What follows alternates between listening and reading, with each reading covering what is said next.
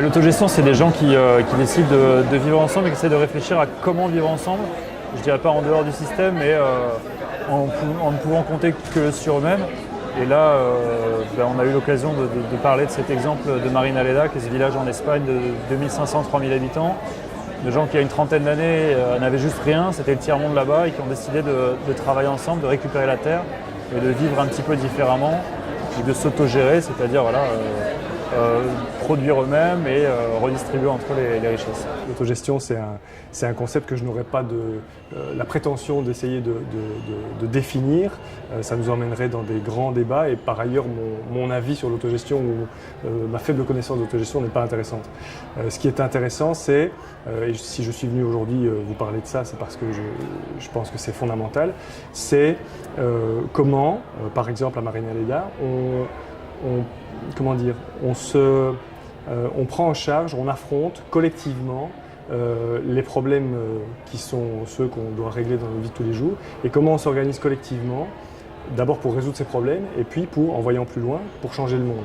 Je pense que ce qui nous réunit ici, vous à la recyclerie, nous dans le syndicat pour lequel je travaille ou dans tout mon réseau militant en Belgique francophone, vous à Paris dans les luttes contre la loi travail, Marinaleda dans leurs conditions de travailleurs agricoles, c'est on se fait broyer, on est en train de se faire marcher dessus par un rouleau compresseur, une machine folle qui nous broie individuellement, collectivement et qui emmène la planète, c'est pas à vous que je dois le dire, non seulement dans une impasse mais contre un mur à grande vitesse. Et donc il y a urgence. Et donc l'urgence et c'est pour ça que j'ai pas forcément envie de réfléchir longuement sur l'autogestion, mais par contre j'ai envie de réfléchir sur comment collectivement on fait pour arrêter ça et pour construire l'alternative qui fera barrage à ce capitalisme. On peut se réapproprier le vocabulaire aussi, ça existe, le capitalisme c'est ça, les tenants de ce modèle l'assument pleinement. Ils disent nous sommes une classe au travail, nous menons une guerre de classe, une guerre de riches contre les pauvres et nous sommes en train de la gagner. C'est Warren Buffett qui disait ça, un milliardaire américain. Donc ils assument pleinement les choses. Moi je pense qu'on doit aussi assumer et se poser les questions partout où on est, de comment on fait pour se réapproprier le pouvoir qu'on essaye de nous confisquer. La lutte contre le TAFTA, TTIP, c'est aussi un autre exemple. Ce rouleau compresseur mondialisé qui essaie de nous broyer. Comment est-ce qu'on fait au niveau citoyen pour s'organiser tout seul? Et Marinaleda le démontre très bien, tout seul on peut rien. Ensemble on peut tout. Et donc l'autogestion, je reviens à ta question, pour moi c'est ça. C'est de manière horizontale, participative, si possible sans figure charismatique de leader. Bon, à Marinaleda il y en a un et sans lui sans doute que ça n'aurait pas fonctionné aussi bien, donc il faut tenir compte de ça aussi, c'est une vraie question à résoudre. Il y a des combats qui se mènent sans leader et c'est très bien. Podemos maintenant il y a un leader, mais les indignés en Espagne il n'y en avait pas. Donc bon, ça c'est des questions qui sous-tendent toutes les luttes, mais la question importante c'est la question de la lutte. Et je pense qu'on a vraiment intérêt à se l'approprier et à en décider collectivement quels sont nos combats, comment on s'organise, parce que sinon on va vraiment dans le mur et on va très très vite y arriver au mur. Alors l'autogestion, je dirais que c'est une façon de s'administrer en se donnant ses propres règles et en prenant ses propres décisions sans subir de quelconque pression de l'extérieur ou d'être complètement indépendant pour conduire sa vie. Je crois que c'est vraiment le nœud du problème, c'est ce qui est le plus difficile sans doute, parce qu'il y a une tendance naturelle à ce qu'il y ait des chefs, à vouloir que quelqu'un prenne la décision. Il faut faire preuve sans doute de beaucoup de discipline, ça se travaille, une culture du dialogue, de l'écoute, et puis évidemment de la démocratie, et essayer de rénover régulièrement, je pense, les instruments pour la prise de décision. Et par rapport à quoi? Non mais la dialectique c'est ça, c'est qu'on peut aussi répondre à une question par une autre question. Non mais comment organiser la prise de décision? Si je fais le lien avec ce que je viens de dire, la prise de décision, ce serait bien qu'elle soit collective, en tout cas pour les problèmes qui nous concernent. Sur la loi travail, la décision, est-ce qu'elle vient d'en haut, des 1% de la population qui décident pour nous, qui sont dans leur bulle pour le coup, et qui privilégient désormais, alors qu'ils se disent de gauche en passant, et qui privilégient désormais les intérêts particuliers contre l'intérêt général? Est-ce que c'est ça la prise de décision qu'on veut? Ou bien est-ce qu'on veut une prise de décision qui est celle qui défend l'intérêt général, l'intérêt du bien commun, l'intérêt des services publics, l'intérêt de nous tous, des 99, j'ai failli dire 99, des 99% de la population que nous sommes. Pour moi, la prise de décision, elle doit être le plus possible incarnée, organisée dans les 99%. Alors évidemment, il y a la démocratie représentative, mais il y a aussi la démocratie participative. Il y a de nombreux exemples de par le monde. Marina Léda en est un petit. Ça marche, donc réapproprions-nous aussi ça, cette démocratie directe qui fait qu'on peut peser sur le cours des choses. Aujourd'hui en France, il y a des gens qui réfléchissent et qui construisent des nouveaux modèles et des nouveaux processus pour essayer de prendre des décisions à plusieurs. Je pense notamment à l'Université du Nou, qui est localisée à Chambéry. C'est encore en expérimentation. Eux-mêmes, au sein de leur structure, ils expérimentent les modèles qu'ils prônent pour voir s'ils fonctionnent. Parmi tous ces modes de prise de décision, je pense à la gouvernance partagée qui comprend la prise de décision par consentement, qui consiste à, en cercle, avec un processus assez strict, assez lourd, mais qui est très fluide quand on est familier avec lui, faire des tours de clarification, ressenti, objection par rapport à une proposition qui a été amenée et sans vote. Il y a aussi la méthode des 6 chapeaux de Bono qui permet de parler à 10 d'un sujet sans rentrer dans des principes de crispation ou de mise en opposition de discours, mais pour être vraiment constructif et faire marcher l'intelligence collective.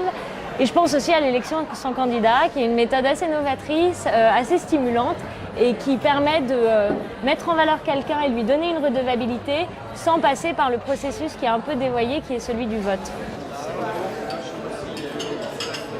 Et pareil, c'est pas évident. Dans le cas de Marina Léda en Andalousie, pour le moment, ils ont du mal parce que leurs coûts de production sont sensiblement plus élevés que la moyenne dans la région, notamment ils produisent des olives. Donc pour les vendre à l'étranger, c'est pas évident, mais sans doute en allant en se spécialisant dans des domaines de production qui n'existent pas forcément ailleurs, en essayant d'avoir un savoir-faire particulier, en essayant de proposer quelque chose qui n'existe pas ou de faire en sorte que si le produit vaut plus cher, c'est parce qu'il est de meilleure qualité, parce que dans d'autres endroits, il serait produit de manière bio, sans enlever de la qualité. En fait, dans ta question, j'entends mondialisation néolibérale, mondialisation capitaliste. J'entends pas l'internationalisme des travailleurs des décennies ou des siècles antérieurs.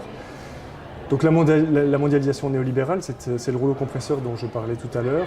C'est un système prédateur qui précisément travaille pour l'intérêt des 1% dont je parlais tout à l'heure, et pas pour l'intérêt des 99% que nous sommes.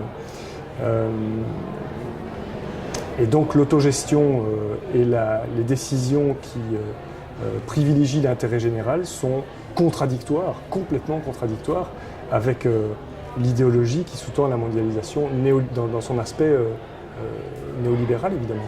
Puisque là c'est une guerre de classe de nouveau, la classe des nantis, des puissants contre les peuples. Chez Colibri, on a trouvé notre réponse.